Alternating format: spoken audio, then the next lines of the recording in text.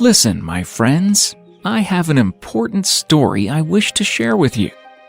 It teaches an important lesson about how we must treat others in life. It is the story of a very rich man and a poor beggar named Lazarus.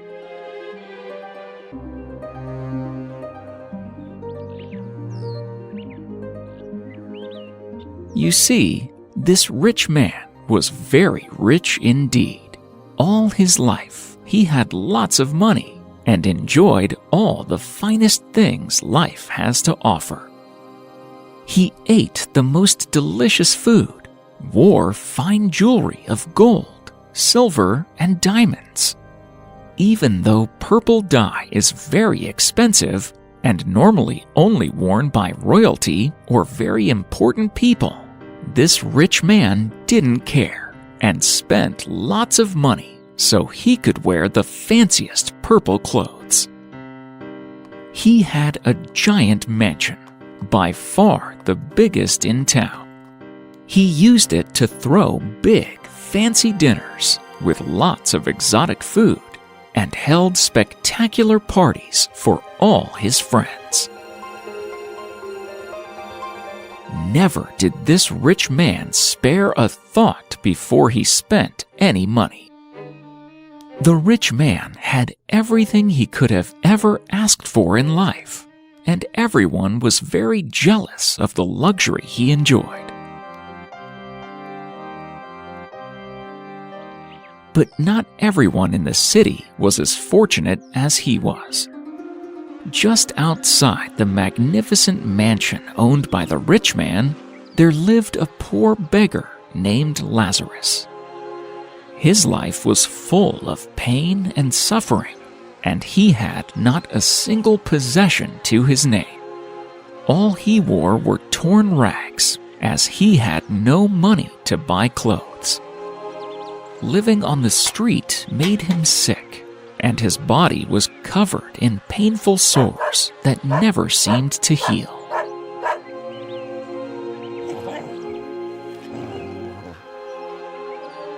He lived among the wild street dogs who would come up to him and lick the sores on his body. Whenever Lazarus did find food, the street dogs would fight him for it, making him even hungrier and even weaker than he already was. I am so hungry, and I feel so weak. I have done everything I can to try and live a good life, and yet here I am. If only someone would take pity on me and spare me just a scrap of food. As Lazarus lived and begged at the east gate, just outside the mansion of the wealthy man, Lazarus would sit and watch all day as deliveries of fine food, jewelry, and other treasures arrived at the rich man's house. Look at all these fine gifts that pass in and out of these rich homes each and every day. Oh, if only I could taste even a bite of the fine foods that they must be eating. Lazarus was so hungry that he dreamed of eating just a single crumb from the rich man's food.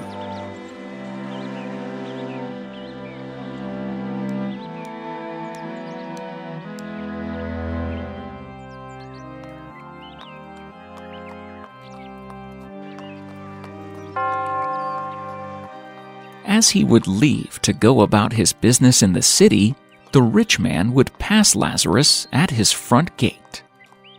Lazarus would see the wealth of the rich man and beg him even just for some crumbs. Please, sir, could you spare me just a scrap of food? I'm so very hungry. But the rich man did not care.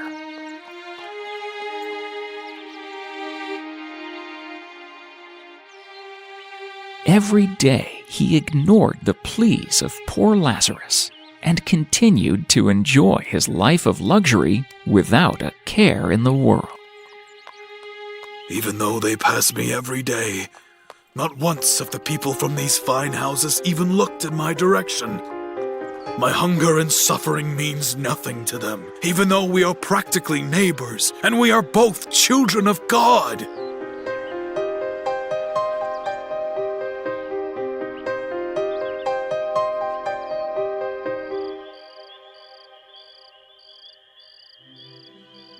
One night, his life of poverty reached its end.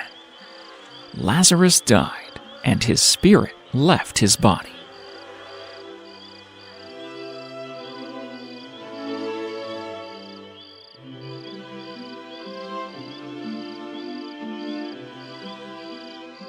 On the very same night, the rich man also happened to die.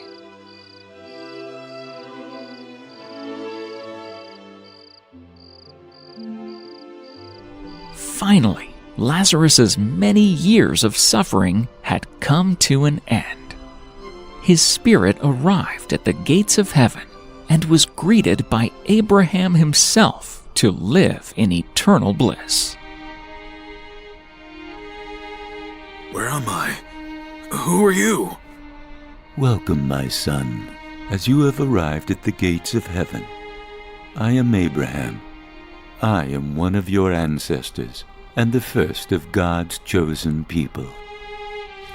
But as Lazarus was welcomed by Abraham at the gates of heaven, the rich man found himself in the pits of hell, surrounded by fire and suffering. The rich man watched as Lazarus entered paradise and called out to his ancestor Abraham for help from the flames. Please, Father Abraham, have mercy on me. Allow Lazarus to dip his finger in water and come down here and cool my tongue. These flames are so hot. I am here in agony and wish to cool down. But Abraham could not help the rich man. My son, do you not remember when you had all of the finest things in life, and poor Lazarus here had nothing at all to his name? He suffered each and every day, while you lived in total luxury. He lived just outside of your doorstep, and you had plenty to spare. Yet did you ever stop to help poor Lazarus through his suffering when you could? No, you didn't, and so now you can never cross the great gulf between us. The gap between heaven and hell is too great, and you must live a good life to enjoy the kingdom of heaven once you reach the afterlife. The rich man realized how he had misused his life of luxury and began to fear for his family. Then please, Father Abraham, send Lazarus to the house of my father. If Lazarus speaks to them, maybe he can convince them to change their ways and live more virtuous lives so they may live forever in the kingdom of heaven. But again, Abraham could not grant the rich man what he asked for. Alas, my son, your father and brothers already have the word of Moses and all of the other prophets before them to offer them this very message, and yet they have not listened. But if they see Lazarus rise from the dead to give them this message, then they will be sure to listen and change their ways. But Abraham explained to the rich man, My son, if they do not listen to Moses, if they do not listen to the prophets, then one man rising from the dead will surely not make them listen. And so Abraham left the rich man to face his fate and joined Lazarus again in the kingdom of heaven.